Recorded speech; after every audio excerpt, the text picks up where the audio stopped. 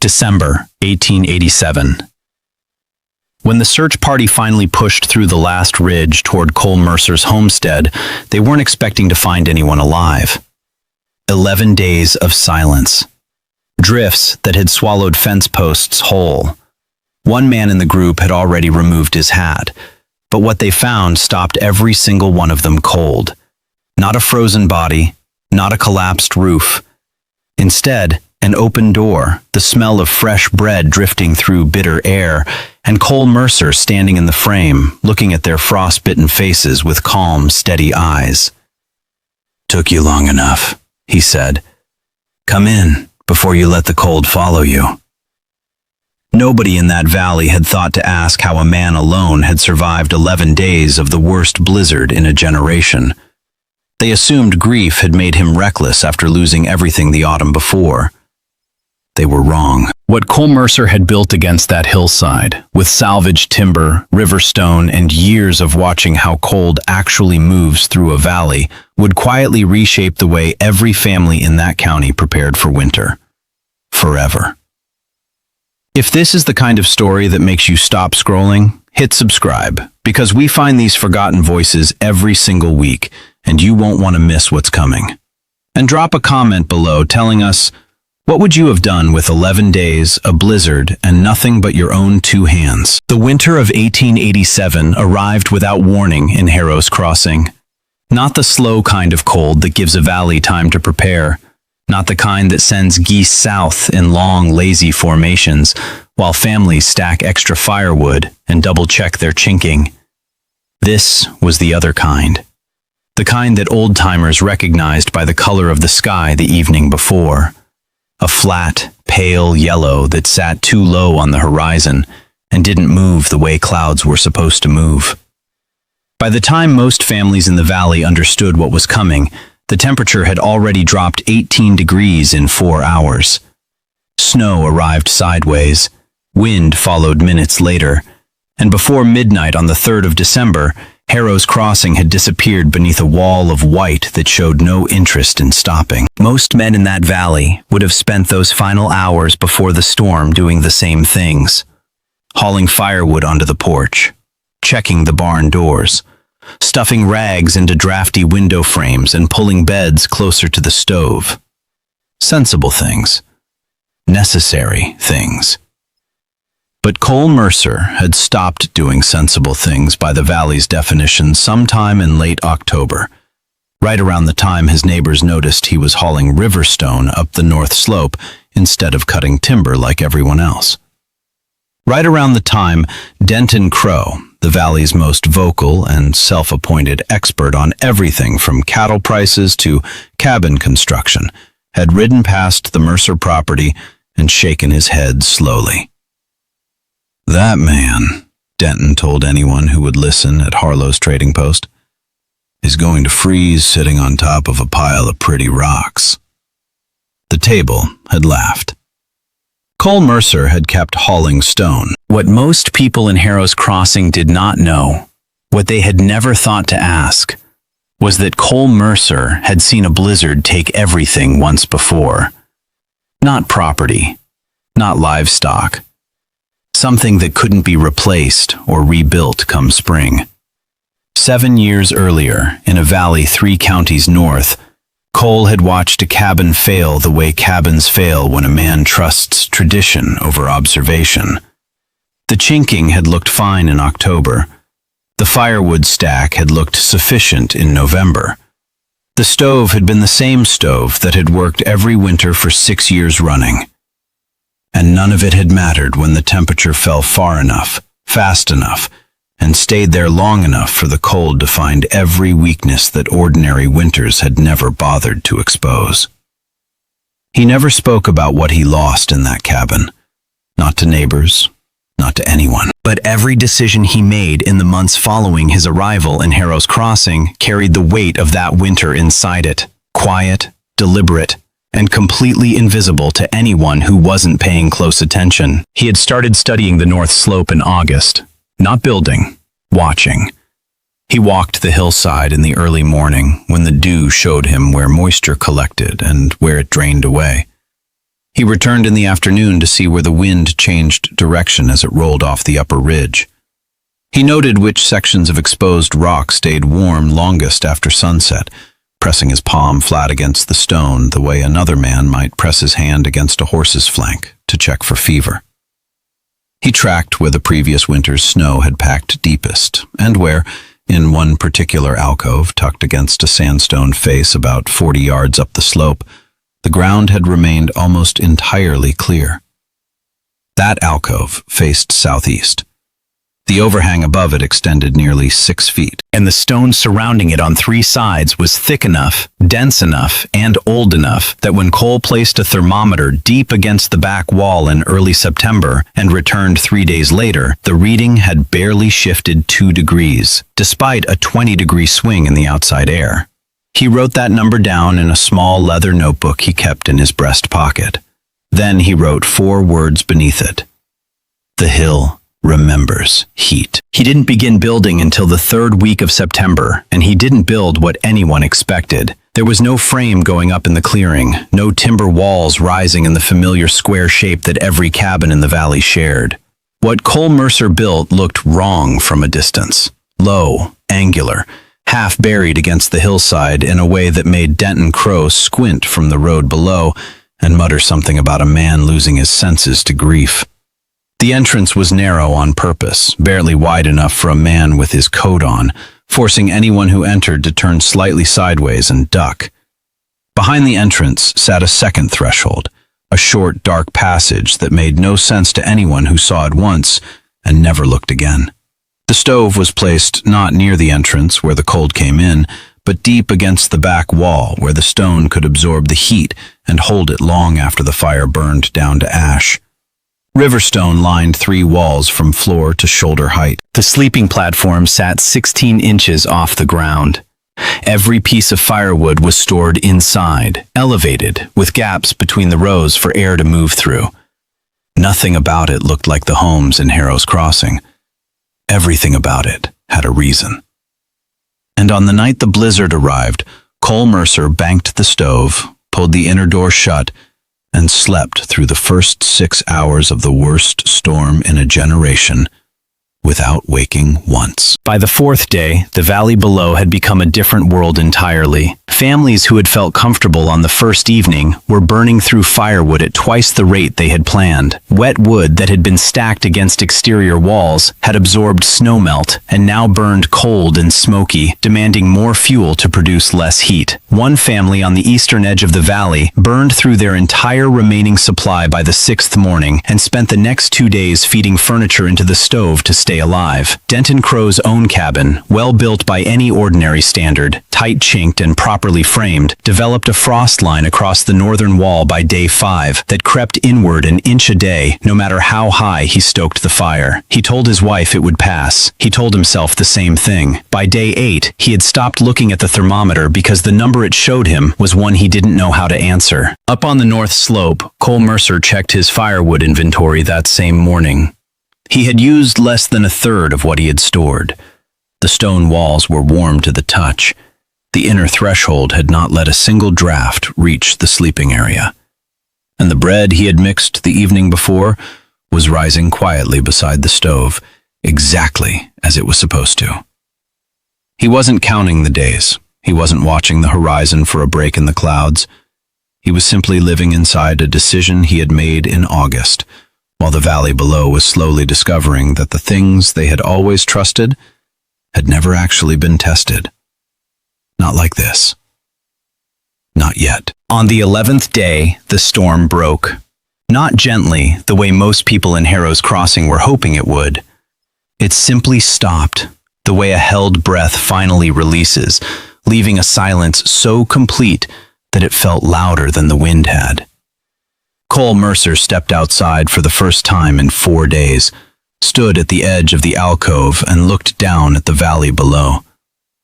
What he saw made him pull on his coat without a word, reach for the rope hanging beside the entrance, and begin moving downhill through chest-high drifts before the sun had fully cleared the eastern ridge.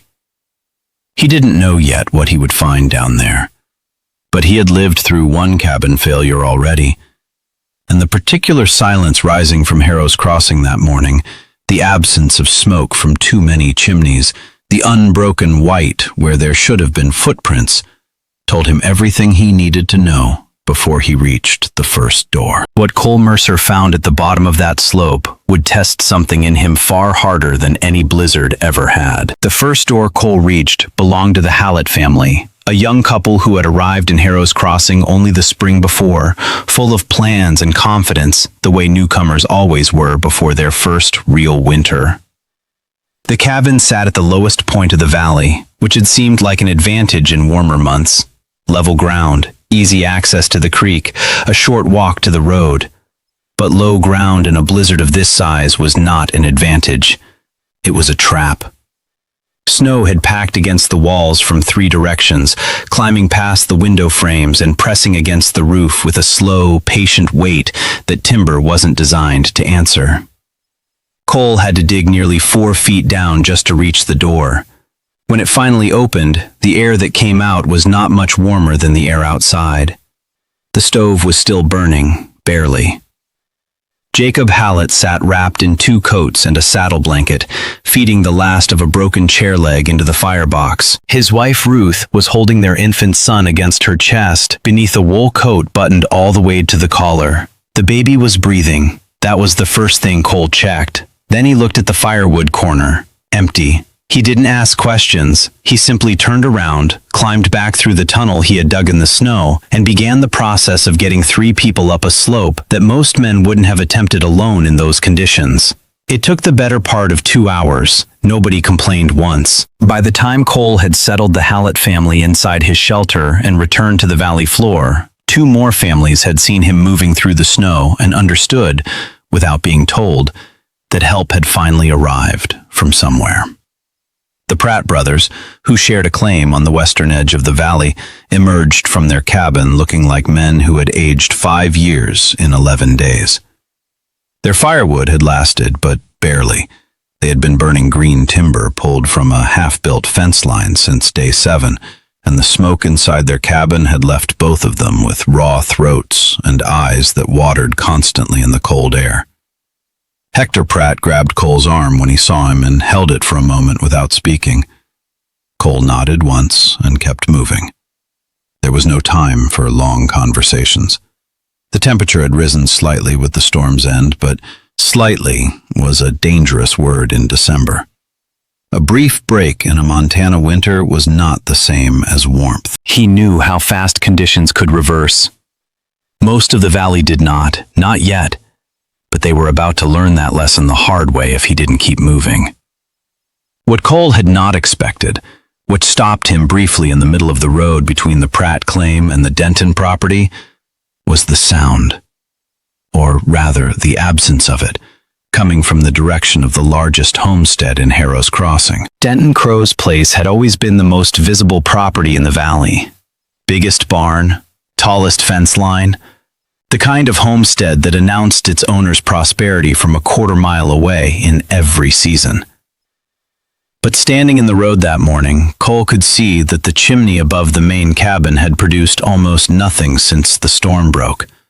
A faint smear of gray sat above the roofline, not the thick, steady column of smoke that a working stove produced, but the weak, uncertain kind that meant a fire fighting to stay alive on whatever it could find. Cole stood there for a moment longer than he needed to. He and Denton Crow had exchanged maybe 40 words in the 3 months since Cole had arrived in Harrow's Crossing, most of them Denton's, and most of those carrying the particular tone of a man who had already decided the answer before he asked the question. The pile of pretty rocks remark had made its way back to Cole within a week. He remembered it the way a man remembers something quietly, without anger, filing it away not for revenge, but simply because it was true that some people needed to be wrong out loud before they could learn anything. Cole turned toward the Crow property and kept walking. Whatever Denton had said in October didn't matter anymore. What mattered was the chimney. What he found inside the Crow cabin was worse than he had expected, and better than it could have been. Denton was on his feet. That was something. A big man, broad across the shoulders, the kind of physical presence that made most rooms feel slightly smaller. But the frost that had crept across his northern wall had not stopped at the chinking the way Denton had told himself it would. It had found the gap between the base logs and the foundation, worked its way beneath the floorboards, and by the morning of the 9th day had turned the corner of the room where the children slept into something closer to a cold cellar than a bedroom. His wife, Margaret, had moved both children into the kitchen and had been sleeping in shifts for 3 days, one parent awake at all times to keep the stove fed. The stove itself was the problem now. Wet wood burned poorly. Wet wood in a stove that had been running too hot for too long left creosote buildup that narrowed the draw. Less draw meant less heat. Less heat meant more wood. More wood meant the supply vanished faster. It was a spiral that a well-built cabin could slow down, but it could not stop. Cole looked at the wood pile, or what remained of it, and then looked at Denton. The big man said nothing. His jaw was set in the particular way of someone who understood exactly what they were looking at, and had already decided they were not going to be the first one to say it out loud. Cole didn't make him say it. He simply told Denton to dress the children in everything they owned, in layers, starting with wool closest to the skin. He explained the walk, how long, how deep the drifts, where the slope was manageable and where it required the rope. Denton listened without interrupting, which was the first time Cole had ever seen him do that. Margaret had the children dressed before Cole finished the second sentence. That efficiency, the quiet, immediate competence of a woman who had been managing a crisis alone for 3 days while her husband stared at the thermometer, was something Cole noticed and did not forget. The walk up the slope took nearly 3 hours with 2 young children and a man who was too proud to admit his legs were weaker than they had been 11 days ago. Cole never commented on the pace. He simply adjusted his own. When Denton finally ducked through the narrow entrance of the shelter and straightened up inside, he stood completely still for several seconds. The warmth was the first thing. Not the aggressive, uneven heat of a stove burning full, something steadier, deeper, coming from the walls themselves, the way warmth comes from the earth in late spring. The firewood was dry. The bread Cole had baked the morning before sat on the shelf beside the stove. Both of Denton's children moved toward the thermal wall without being told, pressing their small hands flat against the stone, the way children always reach toward warmth without understanding why. Denton Crow turned and looked at Cole Mercer for a long moment. He was not a man who found apologies easily. Most people in Harrow's Crossing could have told you that without being asked. But there are moments when the evidence around a man becomes so complete, so quietly undeniable, that the words a person chose back in October begin to sound like they were spoken by someone slightly smaller than the man standing in the room right now. Denton looked at the stone walls. He looked at the firewood rack. He looked at the offset entrance he had just walked through without fully understanding why it was shaped the way it was. Then he looked at Cole. "How much wood have you used?" he asked. It was not the question of a skeptic. It was the question of a man who had just realized he had been solving the wrong problem for 11 days and was now, for the first time, asking the right one. Cole told him the number. Denton stared at it the way a man stares at something that quietly rearranges everything he thought he knew. Before you judge Denton Crow too quickly, drop a comment below and tell us, have you ever been completely certain about something, only for the facts to prove you wrong when it mattered most? Because what Denton said next, and what he quietly did the following spring when nobody was watching, is the part of this story that nobody in Harrow's Crossing ever expected from him. The number Cole had given Denton was less than a third of what the Crow household had burned through in the same 11 days. Denton stood with that figure sitting somewhere behind his eyes for a long moment, turning it over the way a man turns over a stone he wasn't expecting to find in a field he thought he knew completely. He didn't argue with it.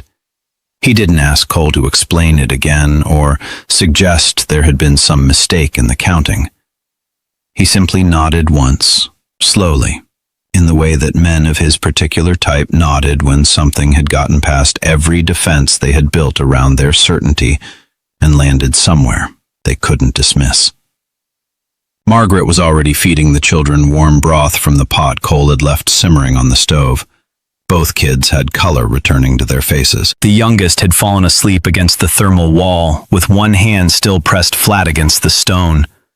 And the sight of that, a child sleeping soundly against the warmth of something her father had spent 3 months calling a fool's project, settled into the room without anyone pointing it out. Some things didn't need to be said. Cole had learned that much from the winter 7 years ago. The ones that needed saying had a way of finding their moment on their own. Over the next 2 days, Cole made 4 more trips down into the valley, not all at once. The snow was still deep enough in certain sections of the slope that rushing meant risking a fall that nobody could afford in those temperatures. And Cole Mercer was not a man who confused urgency with carelessness.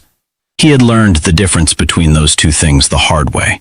Each trip brought someone new through the narrow entrance of the shelter. The widow Sorensen, who had survived the 11 days alone through a combination of cast iron stubbornness and the fact that her late husband had built their root cellar so deep and so well that she had simply moved her bedding into it on day 2 and refused to come out until the wind stopped. Old Prentice Hale, who at 71 had outlasted 6 Montana winters in a dugout that most people half his age wouldn't have spent a single night in, and who arrived at the shelter's entrance, looked around the interior with the particular unhurried attention of someone who had been solving cold problems since before half the valley was born, and said only one thing before sitting down beside the stove. "Southeast facing," he said. "Should have known." Nobody asked what he meant. Cole understood it completely, and that was enough. By the end of the second day, 14 people occupied a space that had been built for one, and the temperature inside had not dropped below 52 degrees. What was happening inside that shelter during those 2 days was not simply survival. It was something quieter and more durable than survival, though nobody would have used that word for it at the time. People talk the way people talk when the ordinary distances between them have been temporarily removed by circumstances neither of them chose. The Hallett infant slept through most of it, which Ruth said was the most he had slept in 11 days, and which she said in a voice that made several people in the room find somewhere else to look for a moment. Denton Crow, who had never in Cole's experience said anything that wasn't at least partially designed to establish his position in whatever room he was standing in, spent most of the second afternoon asking Cole questions with the focused, almost hungry attention of a man who had just discovered that an entire subject existed that he had never thought to study. He asked about the stone selection. He asked about the entrance angle. He asked why the firewood rack was positioned where it was and not closer to the stove for convenience. Cole answered every question in the same steady, unhurried way he did everything. Not because he was performing patience, but because the questions themselves were good ones, and good questions deserved full answers. What Cole did not say, what he kept entirely to himself during those 2 days, was the thing he had noticed on his 4th trip down into the valley that had been sitting at the back of his mind ever since. Something he had seen, or rather, something he had not seen, at a property on the far eastern edge of Harrow's crossing that had not been on his original route, and that he almost hadn't checked at all. The Alderman place sat a quarter mile past the last property most people considered part of the valley proper. Jonas Alderman had arrived in Harrow's Crossing 2 years before Cole, built his cabin fast and alone, the way men built when they were trying to prove something to themselves, and had kept a careful distance from his neighbors ever since, in the particular way of someone who had learned somewhere along the way that needing people was a weakness to be managed rather than a fact to be accepted. Cole had almost turned back at the Pratt claim on his 4th run. The light was changing, the temperature was dropping again. He had 14 people already in the shelter and enough firewood remaining to see them through another week without rationing. Every reasonable argument said, "Turn around." He kept going anyway. Not because of anything logical, but because of the chimney. He had been counting chimneys the entire time he moved through the valley. Every one that showed smoke told him something. Every one that didn't told him something else entirely. The alderman chimney had shown nothing on any of his 4 passes through the valley, not a trace. And Jonas Alderman was not the kind of man who let a fire go out. What Cole found at the alderman cabin stopped him 20 feet from the door. The snow around the entrance was completely undisturbed. No footprints, no path cleared from door to woodpile, no evidence that anyone had moved in or out since the storm began. The woodpile itself was still stacked against the exterior wall, fully exposed, exactly where a man stored wood when he expected to need it close at hand and hadn't yet learned what 11 days of blizzard could do to timber left outside. Cole stood there for a moment in the fading light, and then moved to the door and knocked, not as a courtesy, but to give himself one more second of not knowing what was on the other side of it. The door wasn't locked. It opened inward 3 inches and stopped against something. Cole pushed steadily and carefully until the gap was wide enough, and then he went inside. Jonas Alderman was alive. That was the first thing, the only thing that mattered in the immediate moment. He was sitting upright in the chair closest to the stove, wrapped in every piece of clothing he owned by the look of it, with a blanket across his shoulders and his hands folded in his lap, with the careful stillness of a man who had made a decision at some point in the past several days to stop moving and conserve whatever warmth remained in his body. The stove was cold, had been cold by the temperature of the iron for at least a day, maybe longer. Jonas looked at Cole the way a man looks at something he had stopped believing would actually appear. He didn't speak. Cole didn't wait for him to. Getting Jonas Alderman up the slope alone, in fading light, with a man who hadn't eaten a real meal in 4 days and couldn't fully feel his feet, that was the hardest physical thing Cole Mercer had done since arriving in Harrow's Crossing. Harder than hauling Riverstone in September. Harder than the first trip down into the valley that morning with the rope and the snow probe. There was a section of the slope about halfway up where Jonas stopped and said, very quietly, that he thought Cole should go on ahead and come back for him. Cole didn't answer. He simply adjusted his grip, shifted Jonas's weight slightly to the right, and kept climbing. Later, much later, when Jonas was warm enough to be embarrassed about the state Cole had found him in, he would tell people that Cole hadn't even paused when he said it, that he had just kept moving as if Jonas hadn't spoken at all, as if stopping had simply never been one of the available options. By the time they reached the shelter entrance, Cole's legs were burning, and his hands had gone to that particular deep cold that takes a long time to come back from. He got Jonas through the entrance, passed him to Margaret Crow, who had apparently appointed herself the shelter's caretaker sometime during the previous night, and then sat down against the outer wall in the narrow vestibule and stayed there for several minutes without moving. Nobody came to check on him. He had asked them not to. When Cole finally came back inside and looked around at the 14 people filling the space he had built alone against a hillside that everyone in the valley had laughed at, he felt something that wasn't pride. Pride was too loud for what it actually was. It was quieter than that. Closer to the feeling of a number that adds up correctly after you've checked it twice. Every face in that shelter was evidence of a decision made in August, refined in September, and tested in November before winter had a chance to do the testing for him. Old Prentice Hale caught his eye from across the room and gave a single, slow nod, the kind that carries a full sentence inside it. Denton Crow was asleep against the thermal wall, with one of his children tucked under each arm. Jonas Alderman had both hands wrapped around a tin cup and was staring at the stove with the expression of a man recalculating something fundamental about how he intended to live. Cole looked at the firewood rack, still more than half full. Then he opened his small leather notebook to a blank page, wrote the date at the top, and beneath it wrote 2 words. Everyone's here. What none of them knew, what Cole himself had no way of knowing that evening, as the shelter held its warmth against the dark and the cold outside pressed quietly against the stone, was that the valley's response to what had happened here would not arrive as praise or recognition or any of the things a man might reasonably expect after what he had just done. It would arrive as something far stranger, and in the voice of the last person Cole Mercer would have ever expected to deliver it. The voice that delivered it belonged to Denton Crow. Not the Denton Crow who had stood outside Harlow's trading post in October, pointing at the north slope and making rooms full of men laugh at someone else's work.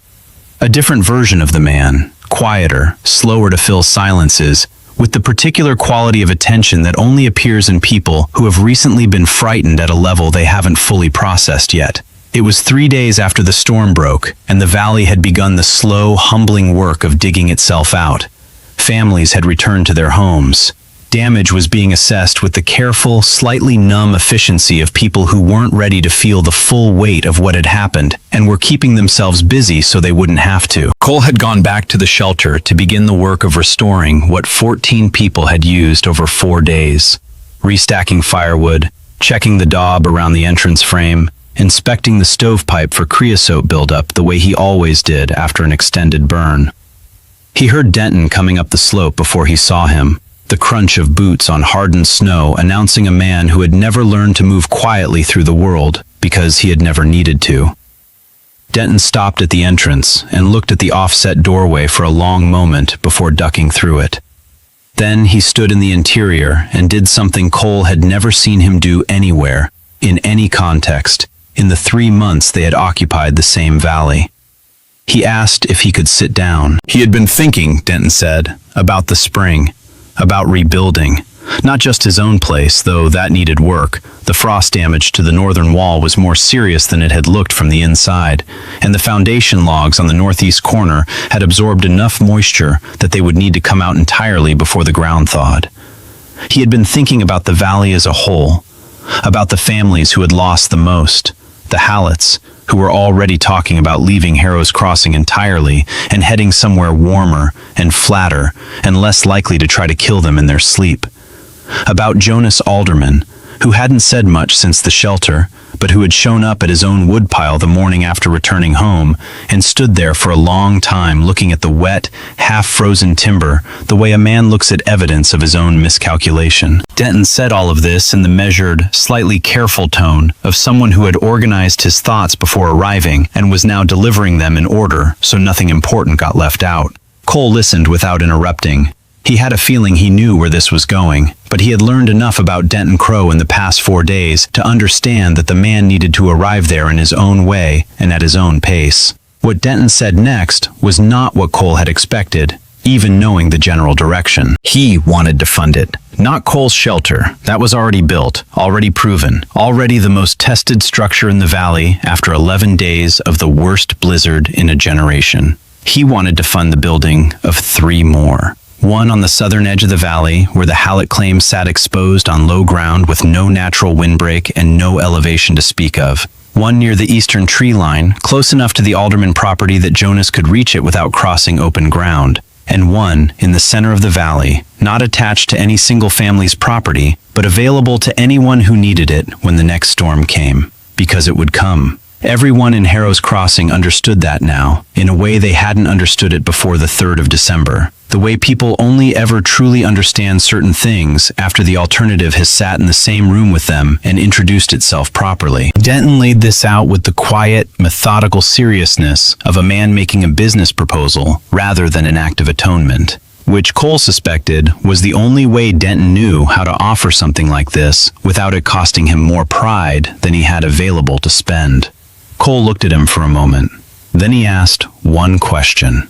He asked whether Denton intended to tell people where the design had come from, or whether the shelters would simply appear in the spring without attribution, the way good ideas sometimes did on the frontier when the man who had them wasn't powerful enough to be credited, and the man doing the building preferred the cleaner story. Denton met his eyes. "I'll tell them," he said.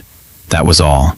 Cole nodded and picked up his notebook. They spent the better part of 2 hours going through it together, the notebook that had started in August as a record of stone temperatures and wind patterns and had grown into something closer to a complete account of every decision, every failure, every correction, and every result the shelter had produced across an entire season. Denton turned the pages slowly. He was not a man who read quickly. Cole had the sense he was the kind of man who had always relied more on instinct and presence than on recorded information, and that sitting sitting with a notebook full of methodical observations was a genuinely unfamiliar experience for him, but he stayed with it. He asked about the page where Cole had noted the condensation problem in October and the 3 tests he had run before settling on the solution. He asked about the firewood consumption numbers from the blizzard days, cross-referencing them against what he knew his own household had burned through. He didn't say anything about those comparisons out loud.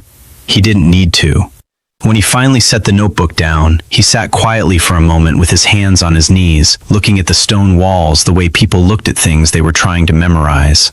Then he told Cole something that Cole had not known, had not asked about, and had never expected to hear from Denton Crow's particular direction. The trading post conversation in October, the pretty rocks remark, the table full of laughter, had not been as unanimous as Cole had been led to believe. One man at that table had not laughed, had not nodded, had pushed his chair back slightly and looked out the window toward the north slope and said nothing at all. That man was old Prentice Hale, who had built his first winter shelter in Montana Territory in 1841 and who had spent 46 years watching people make the same cold weather mistakes with the patient, slightly sorrowful expression of someone who understood that experience was the only teacher most people were ever willing to accept. Prentice had apparently told Denton afterward, quietly, outside on the road where no one else could hear, that the man hauling riverstone up that slope probably knew something worth knowing. Denton had nodded politely and forgotten it within the week. Standing in the shelter 3 days after the blizzard,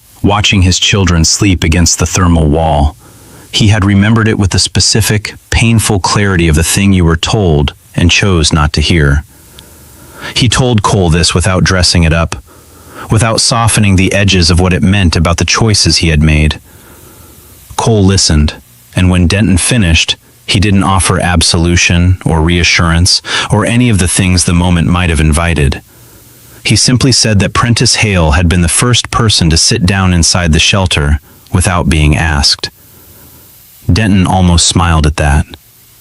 Almost. The 3 shelters went up the following spring, as promised.